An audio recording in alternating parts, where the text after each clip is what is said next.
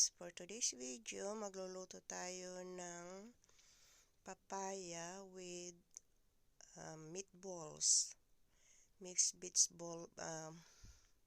meatball ito guys, yung may palaman at saka walang palaman. Ayan, ito na, ginigisa na natin ang luya, ginger at shallot. Ayan, gisa-gisa natin hanggang mag-brown at maluto ng garlic at saka lahat ng ingredients. Ayan, linagay na natin ang meatballs. Yung mixed meatballs ito guys, mayroon siyang crab meatballs at saka beef meatballs at pork meatballs. So ito ang bango-bango na, ang sarap ng amoy, buong bahay talagang ang aroma nito ay talagang nagkalat na sa loob ng kusina. Ayan, guys, linagay na natin ang na-slice na papaya. Ayan, so lutuin natin, gisa-gisa, halo-haluin guys ang nasabing ulam.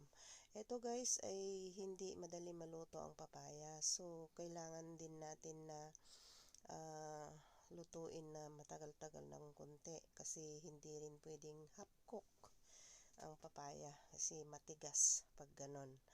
Ayan, nilagyan natin guys ng seasoning, chili. Ayan, masarap ito guys pag ninagyan ng ganyan na seasoning.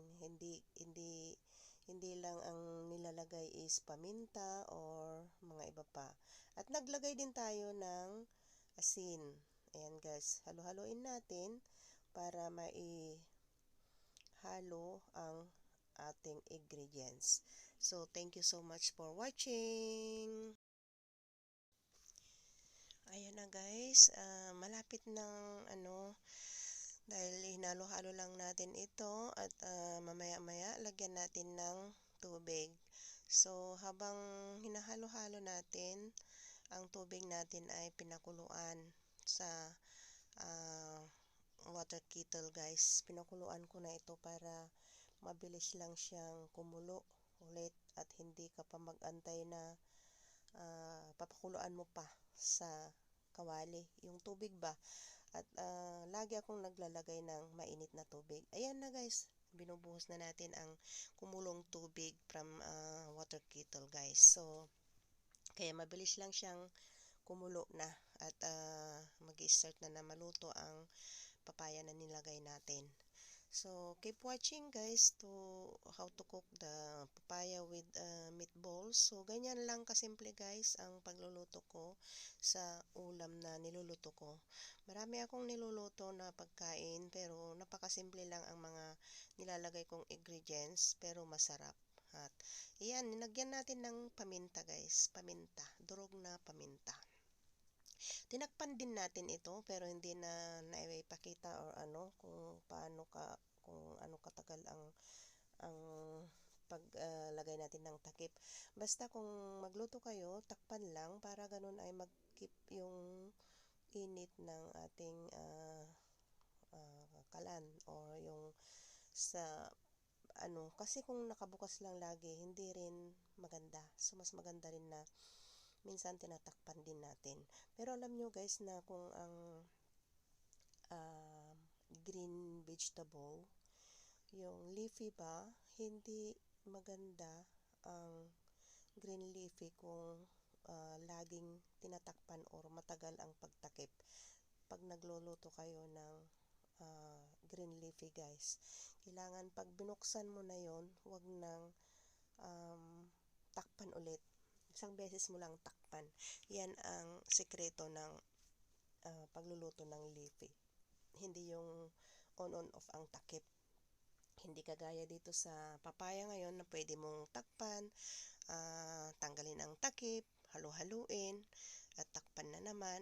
Ayan, ganyan guys, pwede sa papaya. Pero sa green leafy, hindi talaga ganun ang pagluluto ng green leafy. Kagaya yung mga iboboil mo lang siya.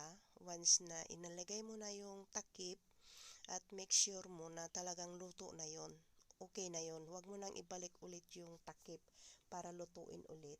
Ganon guys ang sekreto ng pagluluto ng leafy vegetable. Kasi pag lagi mong tinakpan, buksan mo tapos takpan, yun yung cause ng magyeyelo yung gulay at saka hindi siya magandang tignan guys kasi iba na ang kulay. Pero mas the best pag magluto ka ng vegetable. Ito guys, lagyan din natin ng sili. Ayan, lagyan din ang sili ng ating linuluto. So halos mga 1 teaspoon lang para kasi maanghang masyado pag mapadami. Pero ang sarap talaga. The best talaga sa akin guys. Gustong gusto ko talaga ang chili. So laging pag nagluluto ako ng pagkain ko, sabi kong pagkain ko kasi ako lang ang kumakain. Ako lang kumakain dito sa niluluto ko. Pero pag holiday naman, Sunday, like start ng Saturday night at the whole day ng Sunday, ayan, dalawa kami kumakain ng manugang ko. Yan, pumupunta dito tuwing Saturday night. So, banding namin yan ng Sunday, the whole Sunday. At uuwi naman siya ng gabi ng Sunday after ng holiday na syempre, babalik na sa workplace niya. At ganyan guys, ito ang tignan nyo, na iba na ang kulay ng papaya, means na medyo luto na to. So, pero hindi pa talagang totaling luto. Hindi pa 100% ang pagkaluto ng papaya. Pero ang sarap talaga guys, itong flavor itong niluto ko kasi madaming meatballs ang nilagay at ang sarap talaga. Subukan nyo magluto ng ganito, papaya with meatballs, at tikman nyo din ang bagong recipe na kung magluto kayo ng ganitong ulam. So, keep watching guys kung paanong lutuin or hanggang matapos or hanggang maluto ang ating nilulutong pagkain. So, ito guys, kahit hindi ka na luto ng rice, hindi ka nakakain ng rice, pwede na ito na, itong ulam lang na ito ang iyong kakainin. Wala nang iba. For diet ba? Magda-diet tayo minsan. So, hindi na tayo kakain ng rice nito. Ayan. So, i-dish up na natin kasi luto ng ating food. Tignan nyo ang nagkaibaan ng luto, ng naluto na at saka yung hindi pa naluto. Kasi naiba na ang kulay, ang papaya. So, ang susunod na menu natin guys is papaya ulit. Ayan, manood kayo ha. Panoorin nyo itong dalawa kong nilutong pagkain nitong isang video lang guys. Dalawa ang menu. Same na papayang recipe with fish meat naman guys. So, keep watching. Thank you so much for watching guys. At ayan, tapos na ang unang dish natin. So, ang sunod na lutuin natin, eto na. Ayan, ginigisa-gisa na natin ang bawang, ginger, at saka sibuyas. Ayan, lagi yan guys magkakasama na ingredients pag ako ay nagluluto. Talagang laging may shallot or sibuyas, bombay sibuyas. Yan yata ang tawag nila yan. So, kahit hindi mo naman lagyan ng sibuyas, pwede rin, masarap din kung bawang at luya lang. Pwede rin na kung talagang budget tayo sa pagluluto guys, kahit isa lang ang rekado, bawang lang, ayos na rin. Kahit walang ginger or walang sibuyas, basta kung may isang ingredients. Dinis up natin guys ang linuto nating ingredients. So, nilagay na natin ang meat fish. Ayan, fish meat. Ayan guys. So, fish cake ba? Kung lutuin mo ito, natawag na to ng fish cake. Ayan. Kung gagawin mo naman na balls, kagaya yan, fish meat balls. Ayan, gawin mong balls ba? Balls. Or basta i-form mo siya ng balls nito, pwede rin na tawagin mong siyang fish meat balls. Ayan. Pero ito guys, parang fish meat cake lang ang pagkaluto. So, ginugupit-gupit natin kasi malaki naman kasi isang buong ano yon. Yan. So, itong meat fish na to guys, may ingredients na rin. Gaya yung nakikita nyo. May ano na siya. Meron na siyang mga green spring onion. Spring onion yan guys. So, mga ingredients pa mayroon na rin. Nandyan na lahat. Ito guys ay nabibili sa market na ganyan na siya. Kumbaga, kinikilo pag nagbili ka ng ganyan. Kung sabihin mo lang kung magkano ang bibilin mo, ibibigyan kanila ng portion kung magkano yung amount na gusto mong bilihin. Yan. So, yan guys, nilagay ko na yung dinish up ko kanina na mga linuto nating ingredients kasi linuto muna natin ang fish meat cake. So, yan, talagang ang bango na talaga dahil sa mga ingredients na niluto natin kanina. Ayan na guys yung papaya, sliced na papaya din, kagaya yung una natin dish. Ayan, so, pangalawang luto natin ito ng papaya. Dalawang mino na papaya, same na papaya ang niluto natin. Nagkaiba lang ang mga ingredients. Pero same pa rin na papaya. Ang sarap talaga guys. Kahit paborito ko talaga ang papaya. Kahit araw-araw na may papaya. At kahit araw-araw na wala na rin rice. Kasi okay na yan. Sapat na yan na papakin mo lang yung niluluto mong pagkain ng isang meal mo, kagaya niyan, sabihin mo na lang 2 times mo na kainin yan, divide mo into 2, yan lang ang meal na walang rice, okay na yan. Madami kung madami, pero ang portion na yan, 2 times ko siya na kainin. So, yan ang kakainin lang ng isang meal.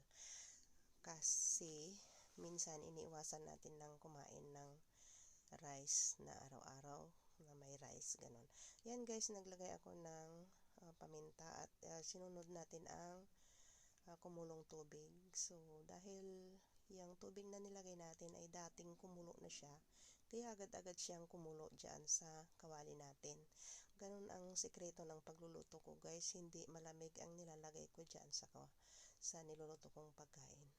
Kasi natutunan ko lang naman dyan sa Chinese na amo ko noon na kailangan daw is halimbawa yung lalo kung magdagdag ka ng tubig, dapat kumulo na yon. Kasi dating luto na yon na linuto mo na, kagayan kumukulo at kung gusto mo pang dagdagan ng tubig, wait guys, sabihin pa natin yung chili, lagyan pa natin ng chili ang ating laging may chili ang aking linuluto guys. So, napakasarap para sa akin kung may chili.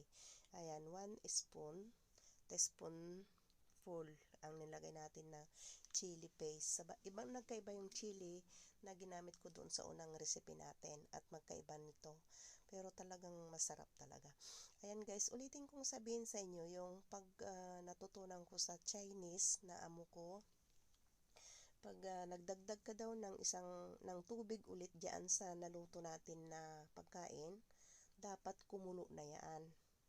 Kumukulo na tubig ang idagdag mo diyan. Hindi galing sa tap na idagdag mo diyan. Wag na daw. Yun ang natutunan ko. So ngayon, kahit first time pa lang, talagang kumukulo ng tubig ang nilalagay ko. Kasi sabi ng Chinese noon, sasakit daw ang tiyan. Pag dati na luto na tapos dagdagan mo ng hindi luto. Yun ang style nila. Pero parang hindi naman, di ba?